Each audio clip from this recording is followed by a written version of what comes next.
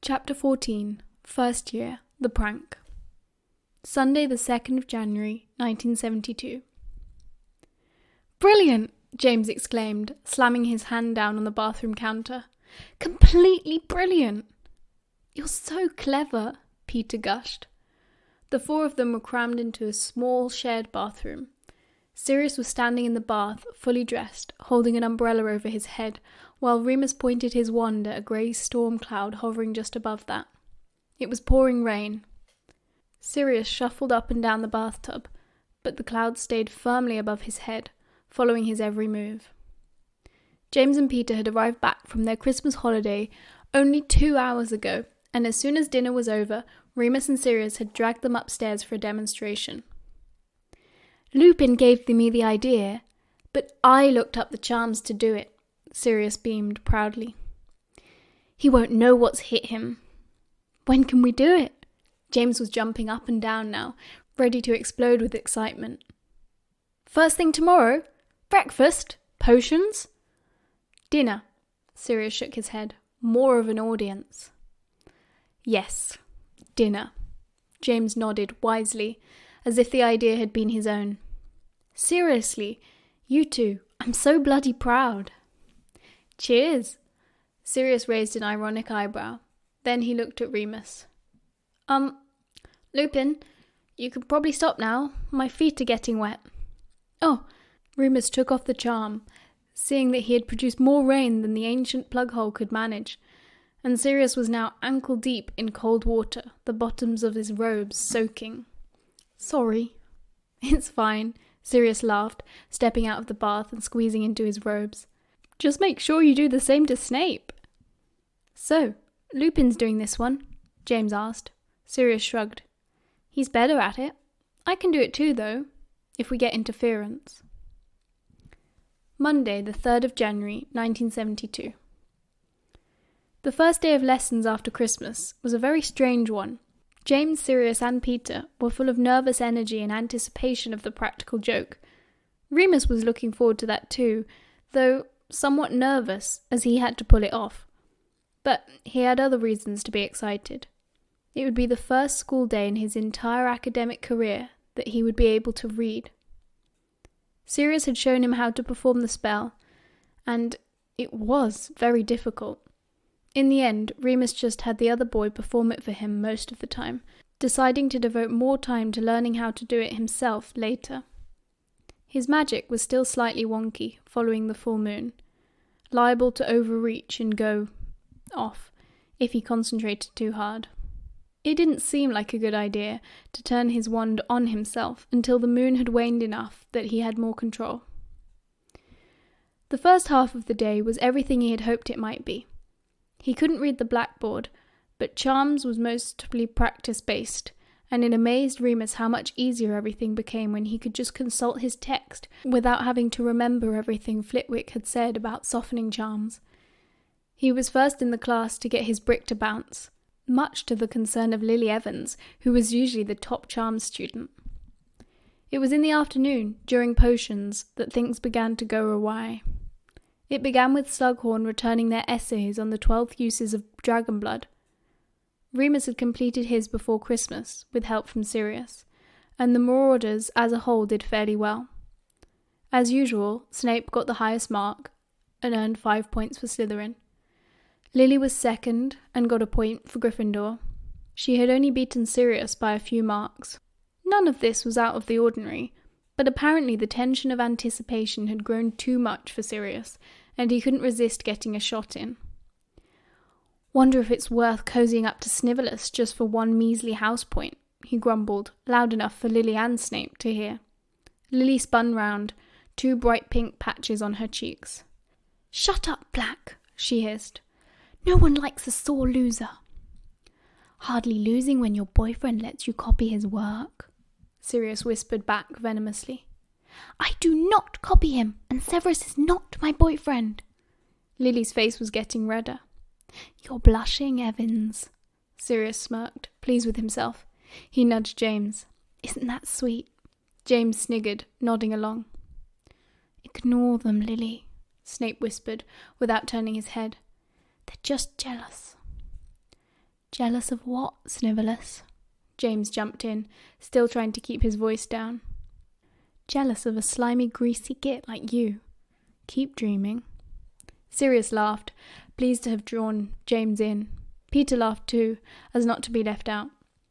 Slughorn was still oblivious, now with his back to the class as he scribbled instructions on the blackboard. Severus finally turned in his chair. He turned his beady black eyes on Sirius. I hear you had a very quiet Christmas, Black, he said, his voice low and full of danger. Your family couldn't stand to have you round for more than a few days before packing you off back to school. Is that right? His lips curled cruelly. All of the pureblood families are talking about it. The Black's black sheep. Sirius clenched his fists. Remus saw his knuckles turn white. Shut your face, Sirius growled through gritted teeth. Yeah, watch it, Snape. James was frowning. You'd better be careful what you say. Never know what might happen. Is that a threat, Potter? Snape replied, sounding bored. Forgive me if I'm not quaking in my boots. Going to set Loony Lupin on me again? Remus, who had been half listening to the posturing and half listening to Slughorn's instructions, flinched involuntarily. He'd had that nickname before. It was actually impressive that no one at Hogwarts hadn't said it yet, especially when he knew he had a reputation for being a bit odd. Had everyone been calling him that, behind his back? Reflexively, he picked up his wand. Snape saw, and his smirk grew even meaner. Oh my, have you actually learnt some magic, Lupin? I'm impressed. Mind you, I've heard they can train some monkeys to perform basic tricks, so I suppose it's no real achievement. Remus raised his wand, but Sirius grabbed his wrist and pushed it back down onto the desk.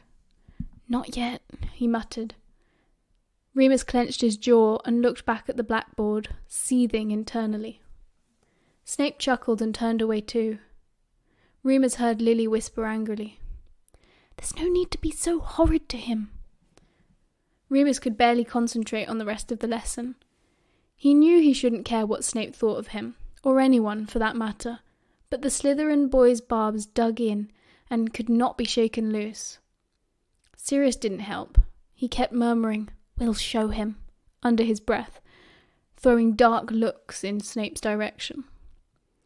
By the time dinner rolled around, Remus was white-hot with rage and the desire to prove himself. He barely ate a thing, and it was shepherd's pie, one of his favourites. He glared at Snape from across the room. This did not go unnoticed, and Severus nudged the boys around him, pointing at the marauders and laughing. Remus thought he could make out the words, Loony Lupin. James and Sirius scowled at them. Lily noticed too. You just got to leave Sev alone, okay? She squeaked. This stupid fight is going on and on forever if none of you can be mature enough to... Give it a rest, Evans. James rolled his eyes. Bad enough you have to be friends with the tosser. Now you're trying to defend him? Where's your house loyalty, huh? This has nothing to do with houses, she snapped. It's a ridiculous spat over nothing. He insulted Remus. You pick on him all the time. He started it. Oh yeah? So you just finish it, right, Potter? She stood up suddenly, picking up her bag. God, you're so full of yourselves. She walked away, her patent shoes clicking angrily on the flagstones. Loves a fight, that one, James grinned. There was a yelp of laughter from the Slytherin table, and Remus decided he'd had enough. He stood up too, pulled out his wand and pointed it at Severus. Ligare pulvium. It was instantaneous and perfectly glorious. The rain cloud shot from Remus's wand with the speed of a bullet, so no one could even see where it had come from. It rested over Snape's head, thick, grey and heavy. There was a low roll of thunder, and the downpour began. He didn't know what was happening at first, covering his head with his hands. and looking up. The students sitting either side of Snape stood up and backed away, not wanting to get wet. Then Snape stood up, trying to dodge the cloud, but it followed him, hovering persistently, rain bucketing down. People were laughing now, and pointing. Everyone was looking around, trying to see who'd done it. But no one had seen Remus cast it, except for his friends. He sat down, but kept his wand trained on Severus, grinning as he watched the boy still trying to run away from the mini-storm. "Yes!" Sirius hissed in his ear. "Bloody yes, Lupin, you beauty!" The immense satisfaction Remus felt was compounded by the laughter echoing around him. Snape was such a nasty, spiteful boy. Even some of the Slytherins looked pleased to see him get what he deserved. The more Remus thought about it, the more he wanted to punish him, and the harder it rained. In fact, the clouds seemed to darken and swell. Snape was completely soaked now, his hair plastered to his head, getting in his eyes. His skin was pale and his robe shining with water, a puddle forming beneath him. Remus grinned as he watched Severus try desperately to escape, looking more and more like a drowned rat. "Stop it!" Lily was screeching at James. "I know it's you! Stop it now!" James kept laughing and held up his hands to show that he wasn't doing anything. Lily looked close to tears. Severus made to run, arms over his head to stop the rain pelting him, but his robes were so heavy and so waterlogged that he half tripped, half slid and collapsed to the floor. Remus would have laughed, but his concentration deepened. The rain fell harder still, until it was difficult even to see Severus through the grey sheets. The cloud was bigger too, and crackling with thunder and lightning. It had never done that when he'd practiced on Sirius. But then he hadn't been as angry at Sirius. "Stop it, please!"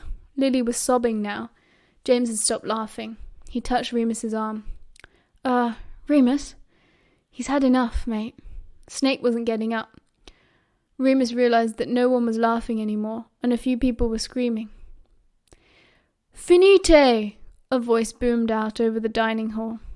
At once, the rain stopped. Everyone was silent. Dumbledore stood in the entranceway. Remus hadn't seen him since Halloween. He looked perfectly calm, despite the chaos he had just ended. The headmaster swept into the room, vanishing all of the water with a wave of his hand, and bending over Severus. Remus put away his wand and shrank into his seat, watching Dumbledore whispering over Snape's prone body. Lily was still sobbing and ran over to stand beside Dumbledore, trembling and frightened. "Everybody to your dormitories, please," Dumbledore spoke quietly, but was somehow heard by everyone in the huge hall. "Miss Evans, please fetch Madame Pomfrey." Lily ran from the room, and the other students began to file out obediently. James, Sirius and Remus all shot nervous glances at each other before hurrying to join the rest of their houses. Chapter 15. The Aftermath. Most of the Gryffindors hung out around the common room, gossiping and chatting, all wondering who could have done it. The Marauders, usually keen to be at the centre of any debate, all crept upstairs, pale-faced with guilt. Remus sat on his bed, staring at the floor. He had gone too far. He knew that. It had felt good for a little while, and nothing could convince him that Severus hadn't deserved it. But now James was looking at him oddly, and he knew that Dumbledore would find out somehow, if Lily didn't tell everyone as soon as she got back to the common room. "What happened?" James asked carefully. "Did you lose control of it? That was really strong magic." "It was amazing," Sirius said suddenly. "He'll think twice about crossing us again." "But, we didn't want to hurt him, did we?" James frowned. "He's fine. He was just pretending to get us in trouble." "Will we get in trouble?" Peter asked, wringing his hands. "We didn't all do it, did we? It was only—" Sirius slapped him round the back of his head. "You rat," he said. "We're Marauders, all for one and one for all." "Whatever that means," Peter muttered, rubbing his head and going to sit down on his own bed sulkily. "I did it," You lot shouldn't get in trouble, Remus said quietly, not looking up. It was half my idea, Sirius said. I did the research. Don't worry, Lupin. I bet you he's fine. If he is, Remus said heavily, then it's no thanks to me. He finally met James's eyes. They were deep brown and much more serious than usual. I did mean to hurt him. James held his gaze and nodded slightly. There was a knock at the door, diffusing the tension. It was Frank Longbottom. You four are to come to McGonagall's office now, he said gravely. They followed Frank down the stairs and through the common room, where everyone stared at them. Remus looked at his feet the whole time, but he heard the chatter go quiet as they walked through. It didn't matter what happened next. Everyone would know they were responsible. McGonagall was not alone. Dumbledore stood beside her desk, his hands folded in front of him. He smiled pleasantly at the four boys who stood in a line before him. Good evening, gentlemen, he said. Good evening, Headmaster, they all chanted back. You may be interested to know that young Mr. Snape is quite well, though his pride has been rather wounded. They said nothing. Remus didn't look up. He seemed to think that you four had something to do with his misfortune, Dumbledore continued pleasantly, as if he was just passing the time of day. Particularly you, Mr. Potter. James looked up, opened his mouth, then closed it again and looked down. Remus couldn't bear it. He only had three friends in the world, and he wasn't going to lose them now. He stepped forward. It was me, sir. I did it. He said some stuff to me earlier, and I was pissed off with him. I wanted to teach him a lesson.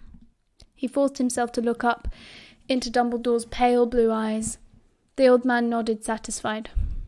I see. You acted alone? Yes, Remus pulled out his wand. Look, I can prove it. No need, Dumbledore said hurriedly. I believe you, Mr. Lupin. It wasn't just him, sir, Sirius burst out. I looked up the spell. I learnt how to do it too. It's just as much my fault. You mean you planned this, Black? McGonagall said sharply. You planned an attack on another pupil. 10 points from Gryffindor. Each. Sirius looked down again. And detention for all of you, for a month, she continued. I find it very hard to believe that Mr. Lupin here acted alone. All four of them hung their heads. You may go, gentlemen, Dumbledore said quietly. I have no doubt you'll all take the time to apologise to Mr. Snape, of course. Sirius made an indignant noise, and James elbowed him roughly. They turned to leave. Mr. Lupin, just a moment. Remus froze. He would have known he wouldn't get away with it that easily. He stood still as the others left the room. McGonagall followed them out to make sure they didn't loiter outside. Once the door closed, a still silence fell. Dumbledore didn't speak immediately, and finally Remus raised his head to meet the headmaster's eyes. He didn't look angry or disappointed. He wore his usual pleasant expression, tinged with curiosity, perhaps. How have you been finding Hogwarts, Remus? That wasn't the question he had anticipated. Okay, I suppose. You seem to have no problem making friends. That wasn't a question at all, so he didn't answer it. He looked at his feet, then back up. Am I getting expelled? He asked. Dumbledore smiled. No, Remus. No one is getting expelled. I can see that you're sorry for what you've done. The thing that concerns me is how you did it. That was a very strong spell. I wouldn't have expected a first year to... You must have been very angry. Remus nodded. He didn't want to tell Dumbledore why, about the names Snape called him, or how he made him feel stupid and worthless and small. Passion is an important quality in a wizard, Remus, Dumbledore was saying. It directs our magic, strengthens it. But As you've learnt today, if we do not exercise control, then we endanger everyone around us." He looked very serious. His eyes had lost their twinkle. "I do not wish to frighten you, Remus. When we first met, I told you that I sympathized with you. The hand you have been dealt is not one I wish on anyone, but you must be more careful. You are a gifted wizard. Do not waste it." Remus nodded, wanting more than anything for the conversation to be over. He'd rather have the cane than a lecture. The worst part was that Dumbledore was right. He had let his anger towards Severus influence the spell he'd used. He just wasn't used to having that kind of strength. "I'm sorry, Professor," he said. Is Severus okay?" "Yes, he's perfectly fine. I think he was hoping that if he simply stopped struggling, then whoever was casting the spell would stop. He's been dried off and won't suffer any long-term effects." "Oh," Remus nodded. "Good." "Now," Dumbledore smiled, "off you go. I've kept you long enough, and I have a feeling that Mr. Potter is waiting outside for you to tell him everything." Dumbledore had given him a lot to think about, and he had plenty of time to think. McGonagall was deadly serious about their detentions, and even went so far as to split the four of them up. Sirius was tasked with scrubbing cauldrons in the dungeons, Peter with polishing the trophies in the awards room, and James with reconfiguring every astronomy telescope in the tower. Remus was given the worst task of all, mucking out the owlery. Of course, none of them were permitted to use their wands, and every night they had to begin all over again. "Cruel and unusual is what it is," Peter complained at the end of the first week as they fell into bed, filthy and exhausted. "Dunno what you're moaning about," Sirius grumbled. "I'd love to polish trophies. Who knows what I've caught scraping out crusty potions from bottoms of those bloody cauldrons." James just groaned, removing his glasses and rubbing his eyes. Remus did not complain, because he didn't feel he deserved to. He felt terrible for getting all of his friends into trouble, but even more terrible for what he had done. This was only exacerbated by the amount of reading he had been doing. Sirius's spell was difficult, less intuitive than the magic he was used to. Sirius was the first to admit it wasn't perfect. It wore off after an hour or so, and he had to be repeated. Remus had just about mastered it enough to perform alone, though it often took him a few goes before he got it right. The very first thing he had done was visit the library and borrowed a book from the magical creatures shelves. Every night, after they had done their homework and served their detentions, Remus would draw the curtains around his bed, light his wand, and read the same chapter over and over. There were entire books written on his particular problem, he had found, but he was terrified that someone would become suspicious if he started checking them all out. Plus, he wasn't sure he wanted to know anymore. The things he'd read so far were bad enough. He thought about the book almost constantly, in his lessons, at meal times, during detention. Words like monstrous, deadly, and darkest of creatures flashed in his mind like neon signs. He'd known that he was dangerous, of course. He'd known that he was different. He hadn't known that he was hated, hunted even. Apparently his teeth were worth thousands in certain parts of Eastern Europe. His pelt was worth even more. There were legislative details too.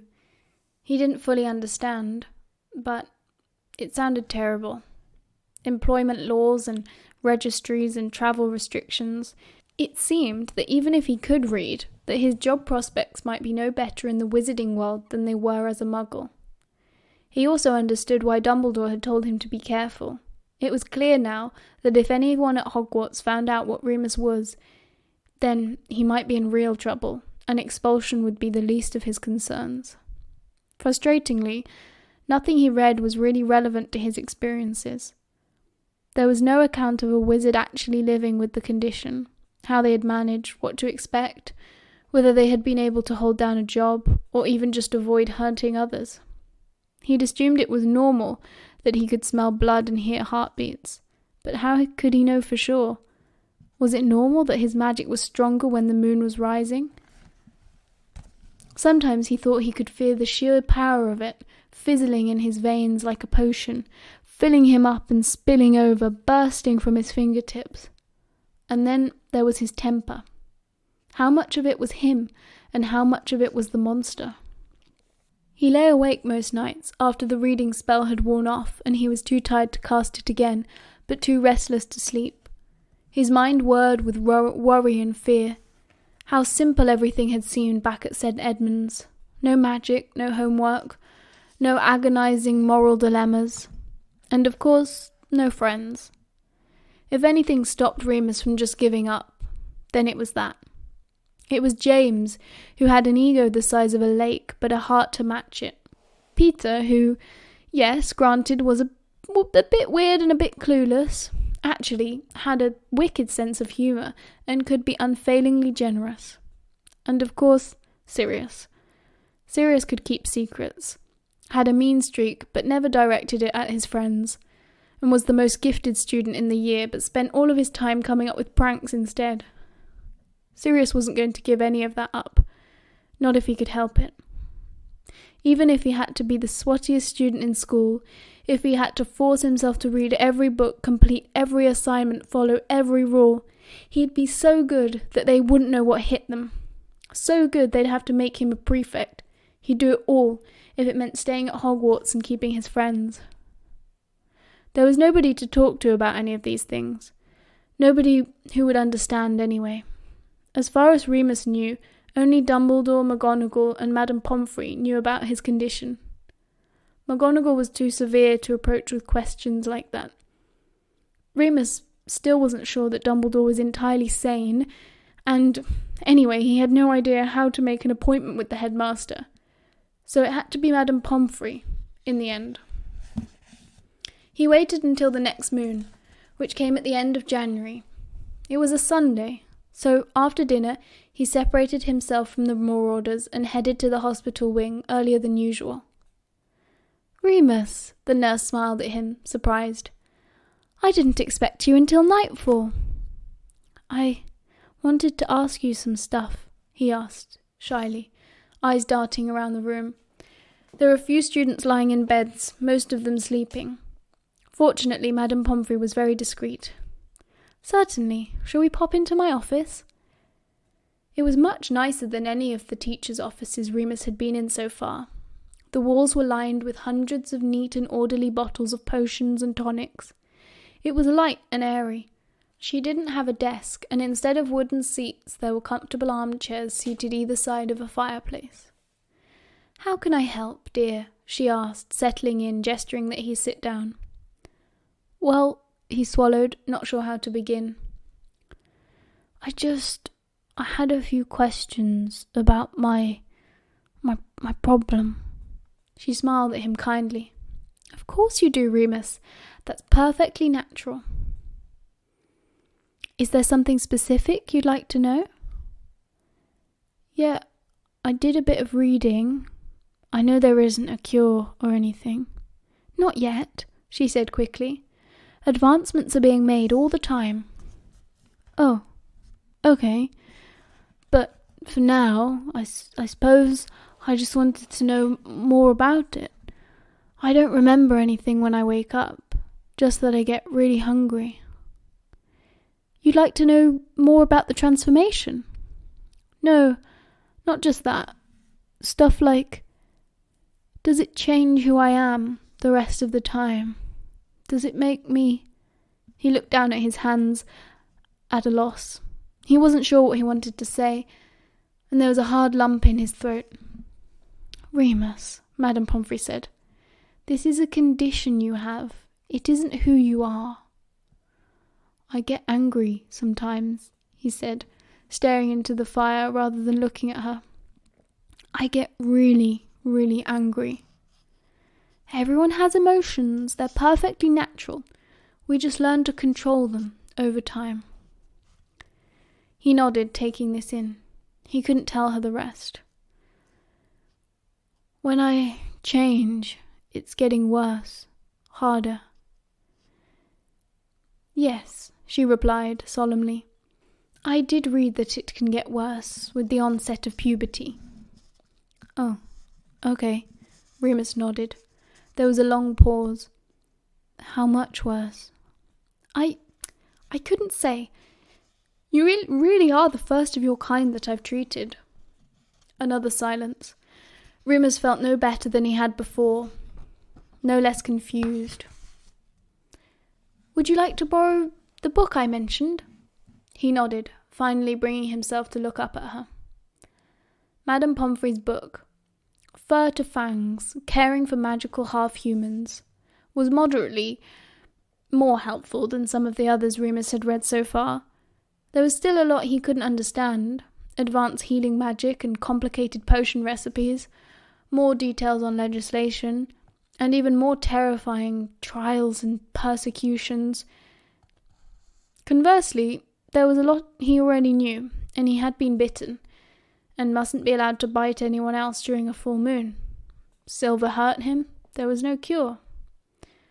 The book did indeed say that with the onset of puberty, his transformations would increase in intensity, and that he would become more dangerous afterwards. It did not mention changes in abilities, magical or otherwise, and there was nothing solid referring to changes in mood or temper. He didn't consider it particularly interesting or important to know that he had a shorter snout than real wolves, or that his tail tuft. He'd rather not think about having either. But he was curious to discover that he was only a threat to humans, particularly wizards. Apparently, other animals were in no danger from him. He amused himself, thinking that Mrs. Norris was safe, at least. It did not go unnoticed that Remus had withdrawn from the Marauders since the attack on Snape. "Where have you been?" they'd ask every evening as they all dressed for bed. "Homework," he'd shrugged, or sometimes detention, though he hadn't had another detention since the prank. The truth was, he was always as far away from other people as he could get. He deliberately tried to stay out of their room until it was time to sleep, and even avoided the common room if he could help it. He felt that until he could control his magic, he'd better not get involved in any more of James and Sirius's schemes. And they were scheming, he knew that for sure. Sometimes at night, Remus could hear them sneaking into each other's beds, then whispering furtively before casting a silencing charm. Other times they crept out with Peter, under the cloak. They always tried to wake Remus, but he ignored them. During the day, he hid away at the back of the library, or else in one of his secret places. He'd found places all over the castle that were small enough to climb inside and go undiscovered for hours at a time. Windows that had been long bricked over, but retained high, broad ledges. Small, empty chambers like priest holes concealed behind tapestries. The 5th-floor girls' bathroom. There he could curl up and read for hours. Sometimes he actually did his homework. Other times he forced himself to research his condition. He had another reason to hide. Since the incident, Snape's hatred towards the Marauders has intensified, and he went everywhere with Mulciber, using him as personal protection. If they crossed paths in the hallway, Remus always had to be ready with a shielding charm. Mulciber knew more hexes than Sirius and James combined. One afternoon, Remus was deep into a book on ancient battle magic. There was a chapter in it on the Ulfedna, Germanic wolf warriors who fought the Romans. He was sitting high up on his favourite window ledge and couldn't be seen from the floor unless someone was really looking. He'd climbed up using a rope charm they'd learnt a few weeks ago. He was just about to climb down and go for dinner when he made a wrong move and knocked the heavy book off the ledge. He winced as it plummeted to the hard stone floor with a deafening thud. "Who's there?"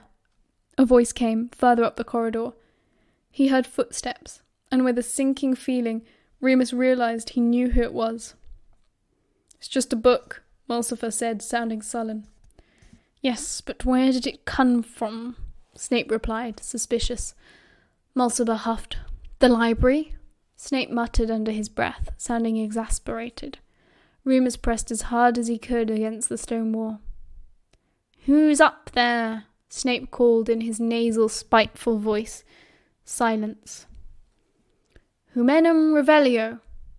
Remus felt an odd tugging sensation in his stomach, and before he knew it, he was being pulled from the ledge by an unseen force. He yelped, scrambling for something to hold on to, and ended up dangling from the ledge by his fingertips. Snape and Mulciber were laughing now. "Well, well," Snape purred. "If it isn't Loony Lupin. Where are your little friends, huh? Put you up there and forgotten about you?"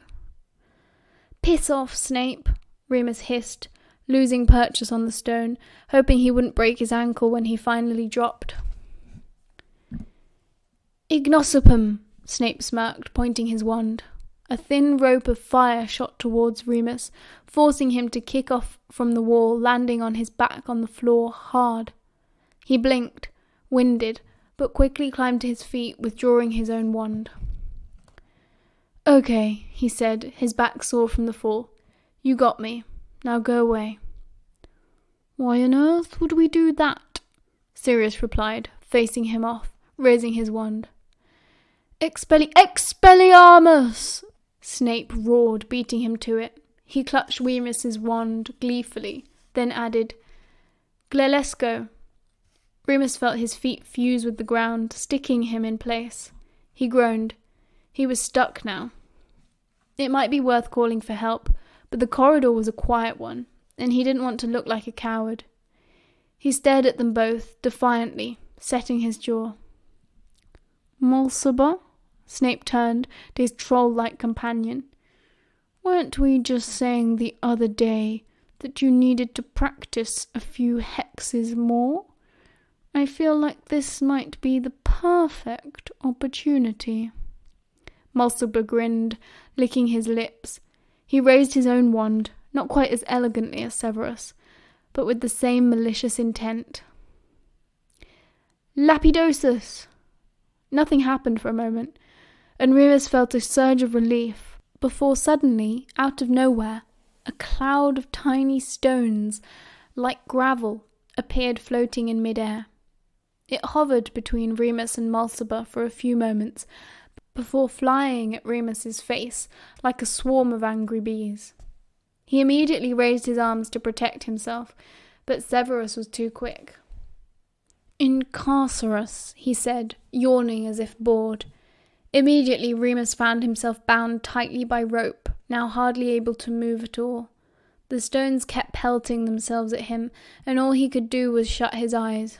He struggled, knowing it wouldn't help, but needing to do something. He didn't want to cry, even when he felt a hot trickle of blood slide down his temple. "What's going on, Severus?" A girl's voice came from the end of the hall. "Finite incantatem," Snape whispered hurriedly. The stone stopped at once, the rope vanished, and Remus's legs came unstuck, all at once. He wobbled and staggered backwards, leaning against the wall. He looked up in time to see Lily, his saviour, hurrying towards them. She stopped when she saw Remus, who was quickly trying to wipe the blood from his face. She looked at Snape and frowned. "What are you doing, Sev?" "Nothing." He looked at the ground, scuffing the toe of his shoe on the flagstones. "Just chatting to Lupin, weren't we, Mulciber?" Mulciber shrugged unconvincingly. Lily looked at Remus, who looked away embarrassed. Bad enough to be caught by Severus. He didn't need her feeling sorry for him too. He snatched his wand from Severus quickly, turned and started walking away as fast as he could. "Wait! Remus!" Lily ran after him. He didn't stop for her, but she was quick on her feet and caught up with him. She was clutching his battle magic book in one arm and grabbed hold of him with the other. "Please!" she huffed. He stopped, sighing heavily. He wanted his book back. "What?" he scowled. "What were they doing to you? Sev won't tell me, and I know it was bad." "It's fine," Remus shrugged, taking his book. "You're bleeding." "Leave off, Evans." Remus pushed past her, trying to leave again. She kept hurrying alongside him. I told him to stop picking on you. I don't know why he does it. I mean, you don't even go around with Potter and Black anymore. I told him that. Why would that matter? They're the ones he really wants to annoy. If he knows that you've got sick of them too, then... Wait, Remus stopped still. Lily nearly collided into him. Are you saying that you'd be okay with it if Mulciber and Snape was cursing James and Sirius instead of me? Well, Lily flushed. I mean, it would be a fair fight at least. And, they do bring it on themselves, acting the way they do. Remus felt even more uncomfortable now.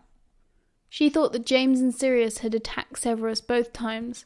She had no idea that it was him at all. This confirmed one of his worst fears. Lily thought that Remus only hung around with James and Sirius because he was odd, and because they let him.